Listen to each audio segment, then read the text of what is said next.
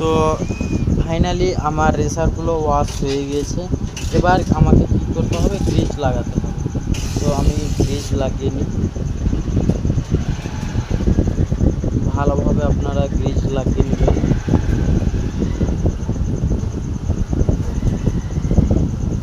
এবার কী করতে হবে, নিচের সাইডে লাগাতে হবে।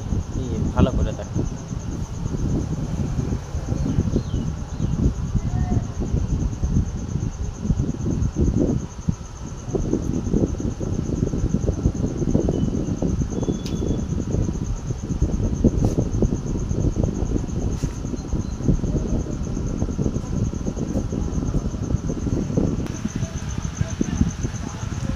তো এবার আমাকে একটিও গ্রিজ লাগিয়ে নিতে হবে।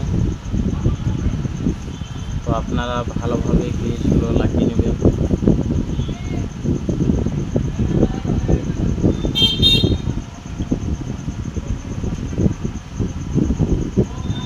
তো আমার গ্রিজ লাগা কমপ্লিট। এবার আমাকে কী করতে হবে, বল লাগাতে হবে।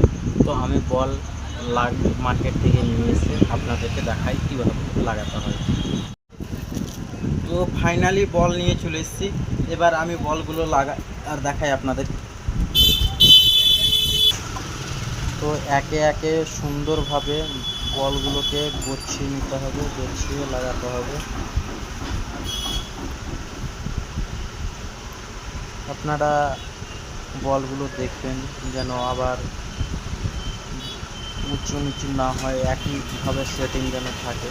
নাহলে কী হবে, যখন আমরা হ্যান্ডেলটাকে ফিটিং করব তখন হ্যান্ডেল জাম্প হয়ে যাবে।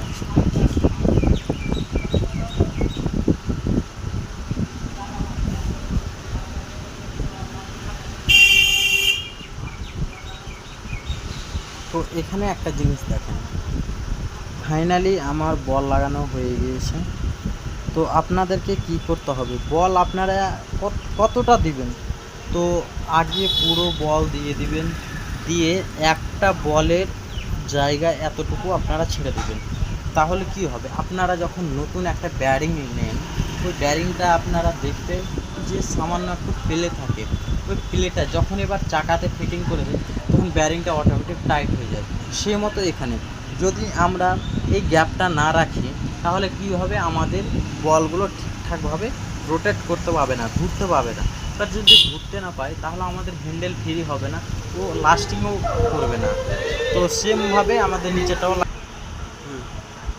তো দিয়েও সেমভাবে আমরা বলগুলো লাগিয়ে নেব।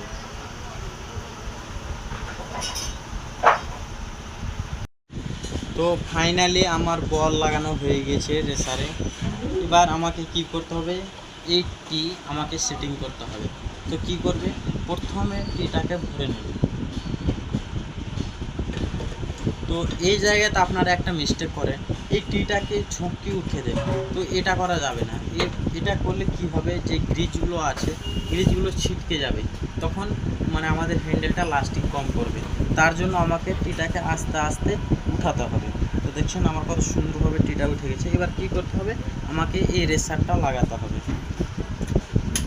তো আমি রেসার লাগিয়ে দিলাম। রেসার লাগানোর পর এটা লাগাতে হবে, এটা লাগিয়ে দিলাম। এবার আমাকে এই নাট লাগাতে হবে। এই নাট লাগাতে যে কিছু নতুন মেকানিক যারা কাজ শিখছে তাদের সমস্যা হয় যে কোন সাইড কোন দিকে হবে। তো এই কাটিং সাইড দেখছেন সেটা উপরে হবে, আর লেভেল সাইডটা নিচের দিকে হবে।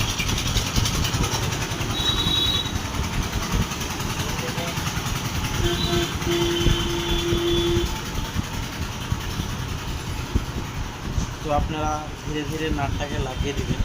আর একটা জিনিস এখানে খেয়াল রাখবেন, এই টিটাকে আপনারা ঢিল দেবেন না। টিটাকে ঢিল দিলে কি হবে, বলগুলো আউলিয়ে যাবে আর হ্যান্ডেল মানে ঠিকঠাকভাবে ফ্রি হবে না। হ্যান্ডেলটা তখন জাম টাইপের হবে, কারণ কী হয়, বলগুলো মানে গ্রুপ থেকে আউলিয়ে যায়। তার জন্য টিটাকে ওপরের দিকে চেপে ধরে থাকতে হবে। দিয়ে এই নাটটাকে ফাইনালি বক প্লাস দিয়ে টাইট দিয়ে দিতে হবে। তো দেখছেন, আর আমি জোর করবো না, টাইট হয়ে গেছে। এবার কী করতে হবে, আমাকে এটাকে ঘুরিয়ে দেখতে হবে। তো তারপরে আমাকে এই নাটটাকে আবার ঢিল দিয়ে দিতে হবে। পুরোটা ঢিল দেবে না, কিছুটা হালকা পরিমাণে ঢিল দিয়ে এবার আমাকে ঘুরিয়ে দেখতে হবে যে আমার হ্যান্ডেল ফ্রি হয়েছে কি। যতটুকুক্ষণ না ফ্রি হবে আমরাকে আস্তে আস্তে ঢিল দিয়ে দিতে হবে।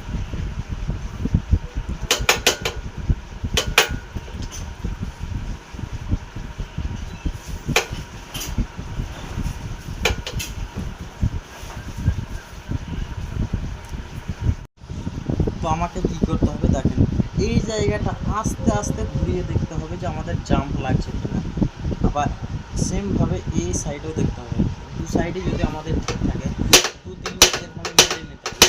তো এই যদি মেরে নেওয়ার কারণটা কি, আমাদের বলগুলো বা হ্যান্ডেল যদি ঢিল ছাড়া থাকে এখনই ছেড়ে দেবে, ফিটিং করার পরে ঢিল ছাড়বে না। তার জন্য আমরা এভাবে মারি।